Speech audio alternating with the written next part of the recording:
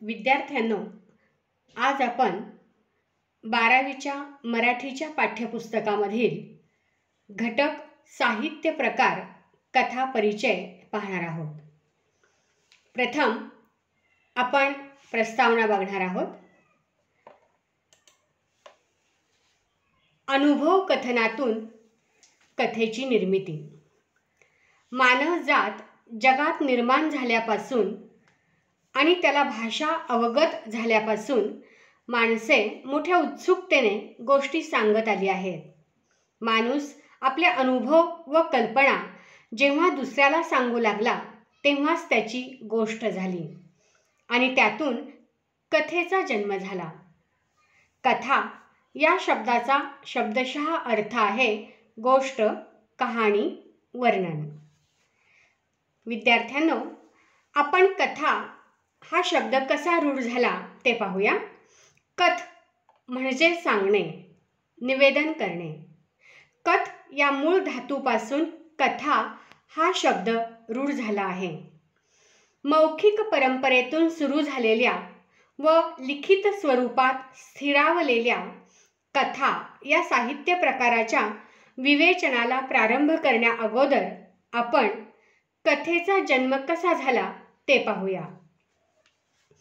पुढे या ठिकाणी आपण पाहतो आहोत. पहा, कथा गौरव या डॉक्टर भास्कर शेळके आणि डॉक्टर बाळासाहेब गुंजाळ संपादित कथा संग्रहातील प्रस्तावनेमध्ये द. ता. भोसले कथेच्या जन्माविषयी फार सुंदर विवेचन करतात. ते म्हणतात, शिकार करून आपली उपजीविका करणाऱ्या आदिमानवाला एखादा थरार निर्माण करणारा, एखादा अंगावर बेतलेला, एखादा रोमहर्षक स्वरूपाचा, एखादा चकित करून सोडणारा, एखादा करुणेमुळे डोळ्यात पाणी आणणारा आणि एखादा पराक्रमाने जीवनाला झळाळी आणणारा संस्मरणीय प्रसंग घडून गेल्यावर तो कोणाला तरी सांगावा हा विचार त्याला अनावर झाला असावा आणि मग त्यातूनच रात्री शेकोटी भोवती गोळा झालेल्या आपल्या साथीदारांना त्याने तो एक नवल म्हणून कथन केला असावा. त्यातूनच अनुभवांची देवाणघेवाण सुरू झाली आणि विद्यार्थ्यांनो, कथेचा जन्म झाला. परंतु आपल्याला आलेला नवलपूर्ण आणि नाट्यपूर्ण अनुभव इतरांना सांगण्याची गरज ही काही फक्त आदिमानवापुरतीच मर्यादित नाही. खरे तर प्रत्येकाला आपले अनुभव दुसऱ्याला सांगण्याची व दुसऱ्याचे अनुभव ऐकण्याची गरज असते. विद्यार्थ्यांनो, हा अनुभव तुम्ही स्वतः सुद्धा घेत असाल. उदाहरणार्थ, एखादी व्यक्ती लांबचा प्रवास करून आली की आपण त्याच्या भोवती गोळा होतो आणि तल्लीन होऊन तो जे सांगतो ते ऐकत असतो.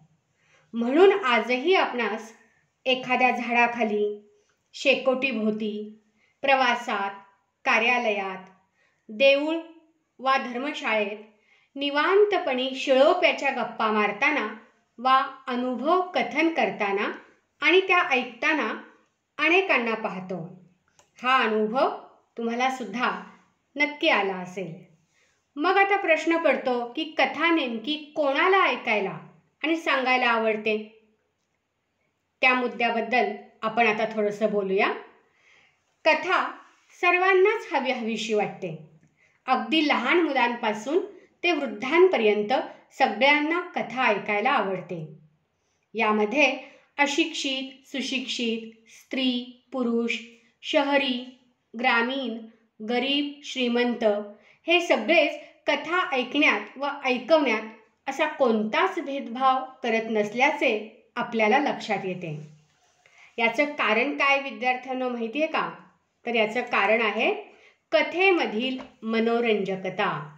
आणि मनोरंजकता हे कथेचं प्रमुख वैशिष्ट्य आहे.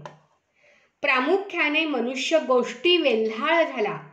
गोष्टी वेल्हाळ याचा अर्थ आहे गोष्टींसाठी वेडा होणं.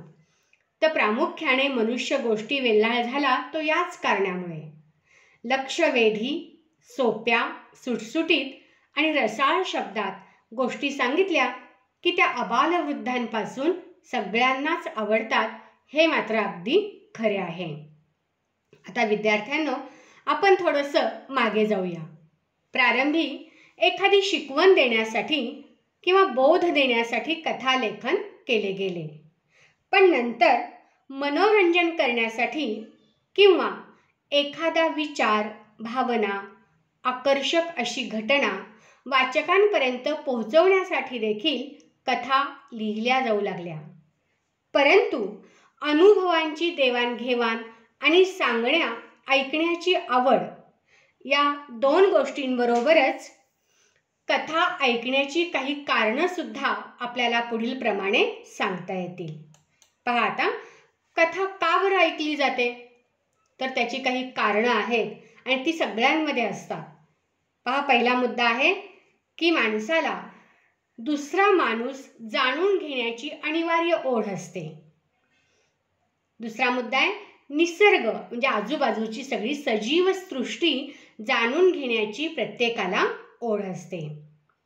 तिसरा मुद्दा आहे भविष्यात दडलेल्या गोष्टी आधी किंवा आजच जाणून घ्याव्याशा वाटतात की पुढे काय घडेल हे मला आत्ताच कळालं तर बरं होईल.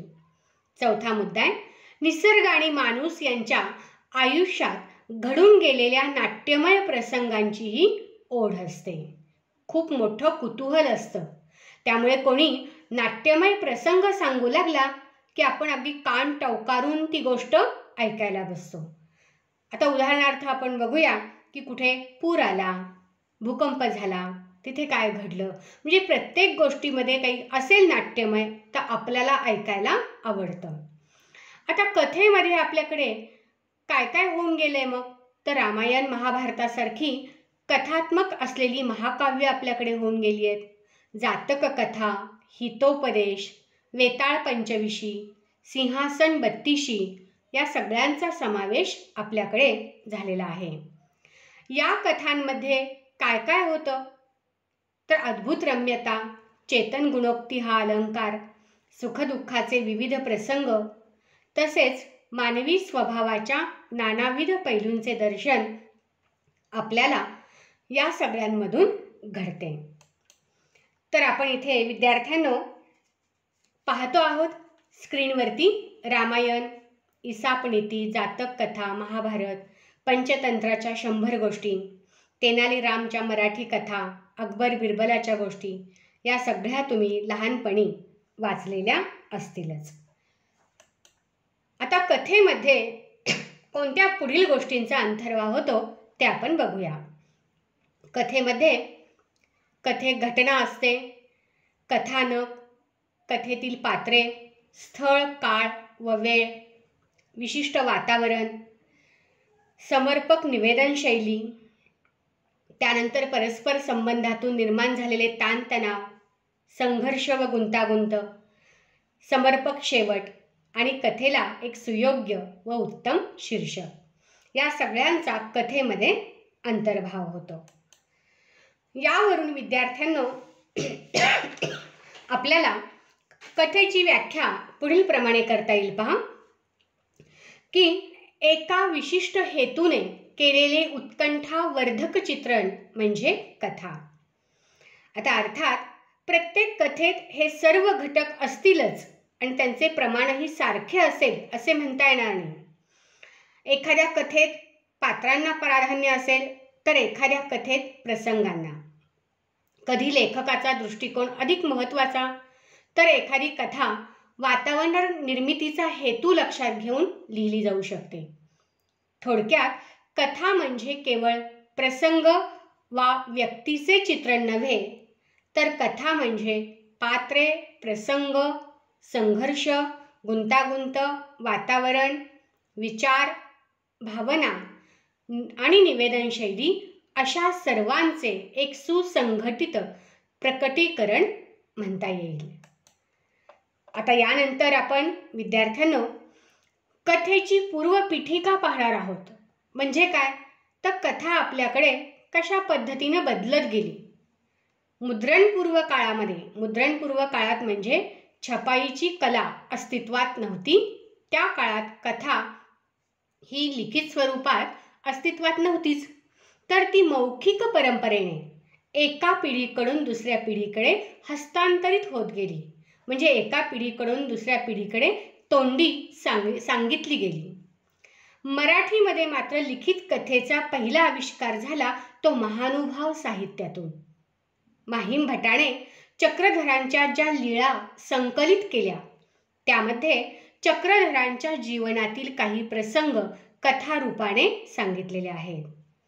त्यानंतर मग संत साहित्यामध्ये सुद्धा आपणास परमेश्वर भक्तीच्या वेगवेगळ्या कथा सांगितलेल्या दिसतात. संत एकनाथ, संत तुकाराम, संत नामदेव यांच्या चरित्र कथांमध्ये सुद्धा विपुल कथा असलेल्या आपल्याला दिसतात. शाहिरांचा पोवाडा तुम्हाला माहीत असेल पहा, म्हणजे शिवाजी महाराजांवर असलेला पोवाडा, तानाजीवरती असलेला पोवाडा, पेशव्यांचा पोवाडा, हे सगळे पोवाडे म्हणजे थोडक्यात पराक्रमी वीरांच्या युद्धकथाच मांडल्या गेल्या आहेत. पण पुढे मात्र काय झालं तर आपल्याकडे इंग्रजी राजवट आली आणि इंग्रजी राजवटीमुळे भारतीय समाजात परिवर्तनशील अशा ज्या काही गोष्टी घडल्या, म्हणजे अनेक गोष्टींमध्ये परिवर्तन झालं, बदल घडून आले आणि त्याचा परिणाम आपल्या मराठी साहित्यावर सुद्धा झालेला दिसून येतो. मग आता आपण मराठीमध्ये कालानुरूप कसे बदल होत गेले आणि कोणकोणत्या लेखकांनी कथालेखन केलेलं आहे ते आपण पाहणार आहोत.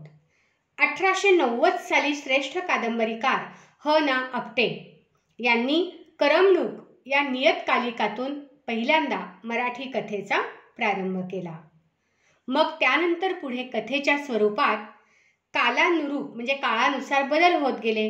आशय आणि अभिव्यक्तीत परिवर्तन झालं, कथा सामर्थ्यवान बनली, विषयामध्ये विविधता आली आणि कथेचा वाचक वर्ग विस्तारला, म्हणजे कथा वाचणारे सुद्धा हे जास्त संख्येने आपल्याला दिसू लागले. 1920 ते 1945 हा कालखंड तर मराठी कथेच्या संदर्भात सुवर्ण काळ मानला जातो. का मानला जातो? कारण याच काळामध्ये नासी फडके हे एक प्रसिद्ध लेखक आहेत. दिवाकर कृष्ण, य. गो. जोशी, वि. स. खांडेकर, विभावरी शिरूरकर, कुसुमावती देशपांडे, वामनराव चोरघडे ही नावं यातली काही तुम्ही ऐकली असतील. यांच्या काही कथासुद्धा काही तुम्ही विद्यार्थ्यांनी वाचलेल्या असतील. तर असे समर्थ कथालेखन करणारे लेखक याच काळात निर्माण झाले. त्यानंतर ग्रामीण आणि दलित कथाही निर्माण झाली. तिनेही कथा वाङ्मयाला समृद्ध केलेलं आपल्याला दिसून येतं. स्त्री शिक्षणाचा प्रसार नंतर वाढला आणि त्याचा सुद्धा प्रभाव मराठी साहित्यावर दिसून आला. त्यानंतर मग स्त्रियांचे अनुभव सुद्धा कथेच्या माध्यमातून व्यक्त होऊ लागले आणि अशा प्रकारे मग जीवनाचे विविध अंगाने दर्शन घडवणारी कथा आज आपल्याला दिसते आणि आजही वाचक हा या कथांकडे आकृष्ट होताना म्हणजेच ओढला गेलेला आपल्याला दिसून येतो. तर आपण आता इथे स्क्रीनवरती काही महत्त्वाचे कथाकार त्यांचे फोटो पाहतो आहोत. पहा, ह. ना. आपटे, त्यानंतर नासी फडके, त्यांनी या ठिकाणी गुजगोष्टी लिहिल्या. य. गो. जोशी यांनीही प्रसिद्ध कथा लिहिल्या आहेत. त्यामध्ये वहिनींच्या बांगड्या ही कथा त्यांची खूप प्रसिद्ध आहे. त्यावर एक मराठी सिनेमासुद्धा निघालेला आहे. नंतर विभावरी शिरूरकर या प्रसिद्ध लेखिका होऊन गेल्या. त्यांनी सुद्धा स्त्रियांच्या अनुभव विश्वावरती कथालेखन केलेलं आहे. त्यांचं पूर्वाश्रमीचं मूळ नाव आहे बाळूताई खरे. त्यांनी विभावरी शिरूरकर या टोपण नावाने कथालेखन केलेलं आहे आणि त्यानंतर त्यांनी विवाहानंतर मालतीबाई बेडेकर या नावाने सुद्धा समृद्ध लेखन केलेलं आपल्याला दिसतं. वामनराव चोरघडे हे एक प्रसिद्ध लेखक आहेत. त्यांच्या संस्कारित करणाऱ्या कथा या खूप प्रसिद्ध आहेत. कुसुमावती देशपांडे यांनीही कथा दालन अतिशय समृद्ध केलेलं आहे.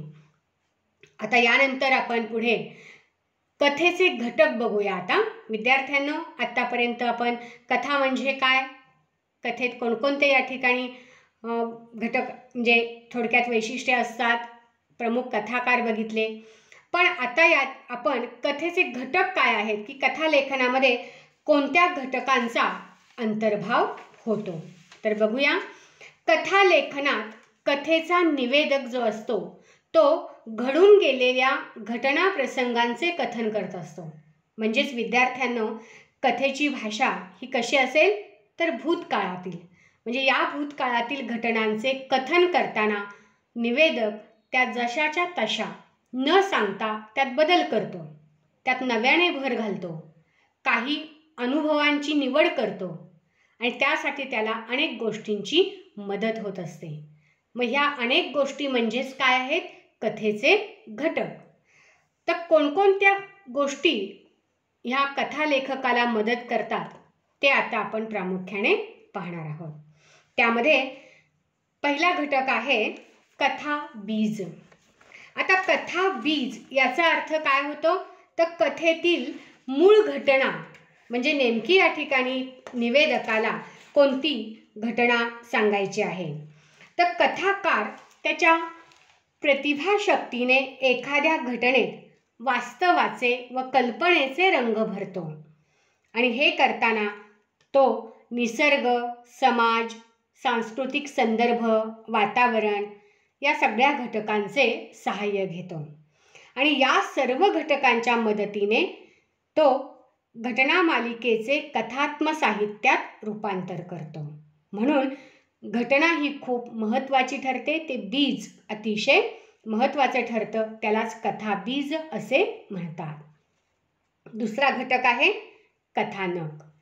पहा आता कथानकात काय काय असतं तर सगळ्या घटकांचे एकत्रीकरण केलं जातं. मग ते कोणते घटक तर घटना, प्रसंग, पात्रांच्या कृती, स्वभाव वैशिष्ट्ये, वातावरण ह्या सगळ्या घटकांचं एकत्रीकरण केलं जातं आणि या एकत्रीकरणातून कथेची मांडणी आकाराला येते. पण ही मांडणी करताना आशय वाचकांपर्यंत पोहोचविण्यासाठी कथन करावं लागतं, हे खूप महत्त्वाचं आहे. तिसरा घटक आहे पात्रचित्रण. हा कथेचा महत्त्वपूर्ण असा घटक आहे, कारण पात्रचित्रणामधूनच कथेचा आशय पुढे पुढे जात राहतो. ही पात्रे जी असतात ती वास्तवातील माणसांप्रमाणेच रेखाटली जातात आणि त्यामुळे वाचकांची त्या पात्रांशी खूप जवळीकही साधली जाते. ही पात्रे जी असतात ती कथाकाराची स्वनिर्मिती असते. चौथा मुद्दा आहे पहा, तो म्हणजे वातावरण निर्मिती. आता वातावरण निर्मिती म्हणजे काय तर कथेला स्थळ, काळ, तसेच सामाजिक, भौगोलिक, सांस्कृतिक, राजकीय असे सगळ्या प्रकारचे वातावरण लाभलेले असते. या वातावरणाचा वाचकांच्या मनावर परिणाम होतो आणि या वातावरण निर्मितीमुळेच तो कथेशी एकरूप होतो.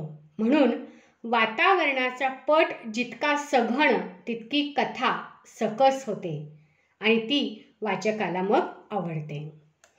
पाचवा मुद्दा आहे नाट्यमयता, म्हणजे संघर्ष.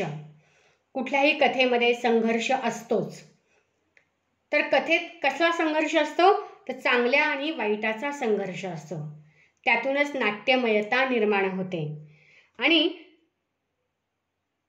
स्वाभाविकपणे मग कथानकाच्या ओघात जो शेवट होतो तो या नाट्यमयतेमुळेच वाचकाला आकर्षित करत असतो आणि हा जो संघर्ष असतो त्यामुळेच वाचक कथेशी जोडलेला राहतो. सहावा मुद्दा आहे संवाद. कथेतील संवाद जे असतात हे अगदी चटपटीत, आकर्षक आणि वाचकाच्या भावविश्वाला स्पर्श करणारे असतात. कथानकाला प्रवाही ठेवणारे असतात. पात्राच्या स्वभाव धर्मानुसार, घटकानुसार संवाद हे लिहिले जातात. संवादामधून रसनिर्मिती होते, रसपरिपोष होतो आणि मुख्य म्हणजे अर्थपूर्ण संवाद कथेला वेगळी उंची प्राप्त करून देतात. म्हणून कथा आपल्याला ह्या अतिशय सुंदर वाटतात. सातवा मुद्दा आहे भाषाशैली. आता भाषाशैली, कथानक जे असतं ते भाषेच्या मदतीनेच साकार होत असतं. म्हणून कथा लिहिताना साधारणतः प्रमाण भाषा आणि बोलीभाषा यांची सरमिसळ केली जाते. कधी कधी कथा पूर्णपणे बोलीभाषेत सुद्धा लिहिली जाते, त्यामुळे ती वाचकाला जवळची वाटते. पुढचा मुद्दा आहे कथेचा प्रारंभ, मध्य आणि शेवट.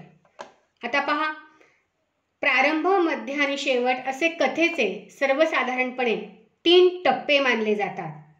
कथेची सुरुवात कधी विरोधाभासातून होते, तर कधी पात्रांच्या परस्पर विरोधी भूमिकेतून होते. ही सुरुवात जितकी नाट्यपूर्ण, जितकी उत्कट, तितकी वाचकांची उत्कंठा सुद्धा तीव्र होते. आणि म्हणून कथेच्या रचनाबंधाला प्रारंभ, मध्य आणि शेवट या 3 घटकांमुळे सौंदर्य प्राप्त होते. आणि शेवटचा मुद्दा आहे शीर्षक. शीर्षक हे जेवढे सूचक असेल, अर्थपूर्ण असेल, तेवढं आपल्याला कथेचा आशय उलगडण्यास मदत होते. तर विद्यार्थ्यांनो, कथेचे घटक हे तुमच्या लक्षामध्ये आले असतील. आता पुढचा मुद्दा आपण बघणार आहोत, कथेची वैशिष्ट्ये. पहा, मराठी कथा ही अनेकविध वैशिष्ट्यांनी परिपूर्ण आहे. त्यामुळे त्या कथेचे वैशिष्ट्य आपल्याला त्याचा अभ्यास आता करायचा आहे. मराठीत सर्वात जास्त वाचला जाणारा साहित्य प्रकार म्हणजे कथा. दिवाळी अंकांमध्ये तर कथेला अगदी मानाचे पान दिले जाते, ते केवळ तिच्या मनोरंजकता या वैशिष्ट्यामुळे. आणि आता तर मनोरंजनाची खूप साधनं आपल्या समोर उभी आहेत, त्यामध्ये TV आहे. पण हे सगळं जरी असलं तरी पहिला मान हा कथेचाच आहे. कथा सर्वांना हवीशी वाटते. तर आपण बघूया घटक आहेत कथेची वैशिष्ट्ये. पहिलं वैशिष्ट्य आहे कथा मनोरंजन करते. मराठी कथा विलक्षण मनोरंजक आहे आणि माणूस गोष्टी वेल्हाळ जो झाला तो तिच्या मनोरंजकता या वैशिष्ट्यामुळेच. दुसरा मुद्दा आहे कथेमुळे सुसंस्कार होतात. पहा आता की मनावर संस्कार करण्याची जबरदस्त ताकद कथेमध्येच आहे.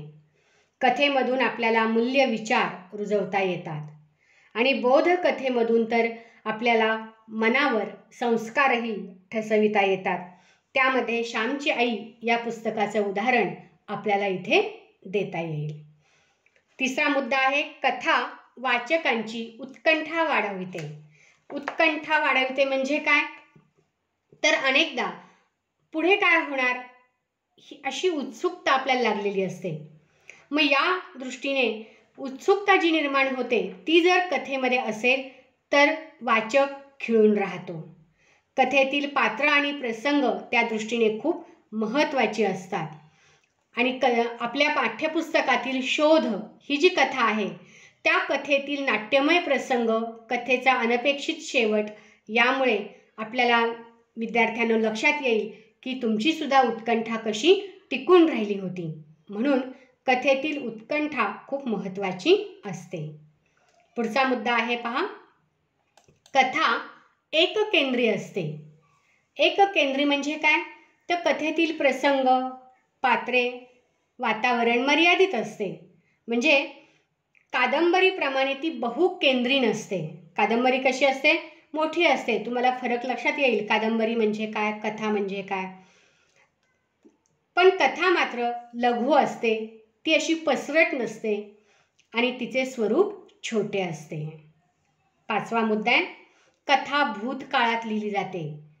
म्हणजेच कथेमध्ये होऊन गेलेल्या घटनांविषयीचे निवेदन असते. म्हणून आपण पहा कथेची सुरुवातच अशी करतो की एक होते गाव, त्या गावात एक राजा राहत होता म्हणजे या ठिकाणी भूतकाळातील निवेदन असतं. आणि म्हणून आपोआपच कथालेखनासाठी भूतकालीन निवेदन शैली वापरली जाते. सहावा मुद्दा आहे कथेच्या माध्यमातून जीवनाचा वेध घेतला जातो. कारण कथा ही जीवनस्पर्शी असते. कथेला एकही जीवनविषय वर्ज्य नाही. कारण कथा सांगण्यासाठी कोणताही छोटा मोठा प्रसंग, घटना ही कोणतीही चालते. म्हणजे अगदी या ठिकाणी एखाद्या छोट्याशा मांजराच्या पिलावर सुद्धा कथा होऊ शकते. अगदी आपल्या चमचा याच्यावर सुद्धा कथा होऊ शकते. म्हणजे थोडक्यात कथेसाठी कोणताही विषय हा नाकारला जाऊ शकत नाही. आपण बालपणी काऊ चिवची गोष्ट ऐकलेली आहेच. 7वा मुद्दा आहे श्रवणीयतेमुळे कथेचे सादरीकरण करता येते. म्हणजे कथा ही वाचली जातेच, पण ती सादर सुद्धा केली जाते. म्हणून घरोघरी, शाळांमध्ये किंवा साहित्यविषयक कार्यक्रमांमध्ये कथाकथन आवर्जून केले जाते आणि ती एक सांस्कृतिक देवघेव मानली जाते. एवढी ती महत्त्वाची आहे. आणि म्हणून आपण पुढचा टॉपिक बघणार आहोत तो म्हणजे कथेचे सादरीकरण. आता बघूया आपण कथेचे सादरीकरण. कथेचे सादरीकरण ही एक कला आहे. ती योग्य प्रयत्नाने साध्य होऊ शकते. आणि अलीकडच्या काळामध्ये तर कथाकथन क्षेत्रात अनेक व्यावसायिक संधी उपलब्ध होत आहेत. त्यामुळे आपण या ठिकाणी अर्थार्जन सुद्धा करू शकतो, पैसे मिळवू शकतो. त्या दृष्टीने कथा सादरीकरण हा पैलू खूप लक्षणीय ठरलेला आहे. आकाशवाणी, दूरदर्शन यासारख्या लोकप्रिय माध्यमामधून सुद्धा कथाकथन सादर केले जाते. तर आपण बघूया कथा सादरीकरणासाठी काय मग घटक अपेक्षित आहेत. म्हणजे उदाहरणार्थ तुम्हाला जर पुढे जाऊन कथाकथन या क्षेत्रामध्ये जर आपलं करिअर करायचं असेल तर तुम्ही आत्तापासूनच त्याची तयारी करणं आवश्यक आहे. पहा, कथा सादरीकरणासाठी कथेची निवड खूप महत्त्वाची आहे. कारण आज समोर बसलेल्या श्रोत्यांना कोणता प्रकार आवडेल याचं ज्ञान हे कथा सादरीकरण जो करतो त्याला असायला हवं. कथा सादरीकरणाचा कालावधी खूप महत्त्वाचा आहे. कारण ऐकणाऱ्यांचा या ठिकाणी जो वेळ आहे तो फक्त साधारण 15 मिनिट कथा ऐकू शकतात किंवा साधारण अर्धा तास, पण जास्त कालावधी हा शक्य नसतो. श्रोत्यांचा अवधान काळ म्हणजे लक्ष देण्याची क्रिया जी असते श्रोत्यांची ती सुद्धा लक्षात घेतली पाहिजे. कथा सादरीकरणासाठी शब्दफेक खूप महत्त्वाची आहे. प्रभावी उच्चारण आवश्यक आहे आणि भाषेचं ज्ञान तर खूपच गरजेचं आहे. आणि याशिवाय वाचिक अभिनय हा खूप महत्त्वाचा आहे. कारण वाचिक अभिनयामधूनच तुम्ही कथा ही श्रोत्यांपर्यंत पोहोचवित असता. हे झाले कथेचे सादरीकरण करण्यासाठीचे घटक. आपण आता पाहणार आहोत. पहा, स्क्रीनवर पाहतोय की कथा लोकप्रिय आत्तापर्यंत कोणी कोणी केली. म्हणजे कथा सादरीकरण करण्यामध्ये कोणत्या लेखकांनी महत्त्वाचं योगदान दिलेलं आहे. त्यामध्ये व.पु. काळे की ज्यांची आपल्याला पाठ्यपुस्तकामध्ये शोध ही कथा आहे. त्यानंतर शंकर पाटील हे एक प्रसिद्ध कथाकथनकार होऊन गेलेले आहेत. त्यांची धिंड ही कथा खूप गाजली. व्यंकटेश माडगुळकर हेही प्रसिद्ध कथाकथनकार होऊन गेलेले आहेत. त्यांची शाळा तपासणी ही कथा खूप गाजली. पु ल देशपांडे यांनी तर कथाकथनाचे प्रयोग केलेले आहेत. त्यांचं व्यक्ती आणि वल्ली हे पुस्तक खूप गाजलं आणि त्यामधून त्यांनी आपल्या व्यक्तिचित्रणावर आधारित कथन केलेलं आहे. बटाट्याची चाळ हा त्यांचा एक पात्री कार्यक्रम सुद्धा खूप गाजलेला आहे. मंगला खाडीलकर आणि गिरिजा कीर या स्त्री कथा कथन करणाऱ्या आहेत. स्त्री कथा कथन करणाऱ्या कमी आहेत, पण त्यांनी सुद्धा या ठिकाणी कथाकथनाचे आपले कार्यक्रम यशस्वीरित्या केलेले आहेत. या सगळ्या कथाकथनकारांचे कार्यक्रम जे आहेत ते यूट्यूबवर उपलब्ध आहेत. ते तुम्ही जरूर ऐकावेत आणि तुम्ही सुद्धा कथाकथन करण्याचा प्रयत्न करावा. तुमच्यामधील कथाकथनाचं कौशल्य तुम्ही या निमित्ताने आजमावू शकता. त्याचबरोबर एखाद्या प्रसंगावर आधारित कथालेखन सुद्धा तुम्ही करू शकता. तर तुम्हाला एखादी आवडणारी कथा तुम्ही सांगा आणि आवडणाऱ्या एखाद्या घटनेवर कथालेखनाचा जरूर प्रयत्न करा. धन्यवाद.